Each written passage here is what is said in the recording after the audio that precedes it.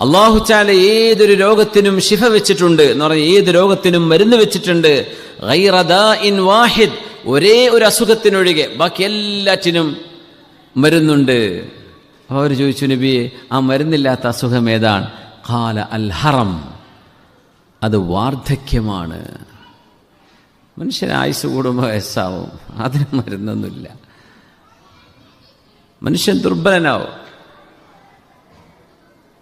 പിന്നെ മനുഷ്യൻ്റെ ചുക്കും ചുളിവൊന്നും അറിയാതിരിക്കാൻ കുറേ ഇഞ്ചക്ട് ചെയ്തിട്ടാണ് നടക്കുക. നടന്മാരൊക്കെ കണ്ടിട്ടില്ലേ, അങ്ങനെ 70-75 വയസ്സായിട്ടും അങ്ങനെ ചെറു ഇഞ്ചക്ഷനാണ്, തൊലികൾക്കുള്ളിൽ ഇഞ്ചക്ട് ചെയ്യുമ്പോൾ ആ ചുളിവൊക്കെ പോയിട്ട് നിൽക്കും. അത് കുറച്ച് കഴിഞ്ഞാൽ വീണ്ടും 3 മാസം കഴിഞ്ഞാൽ വീണ്ടും ഇഞ്ചക്ട് ചെയ്യണം. പക്ഷേ മനുഷ്യൻ്റെ ദൗർബല്യവും ദുർബലതയും എല്ലുകൾക്കും ശരീരത്തിനുമുണ്ട്. അത് മറച്ചു വെക്കാൻ കഴിയില്ല. പുറമേക്ക് ഇങ്ങനെ ഒരു ഗ്ലാമറസായി കാണുന്നു മാത്രം, പക്ഷേ ഉള്ള് വാർദ്ധക്യത്തിലാണ്.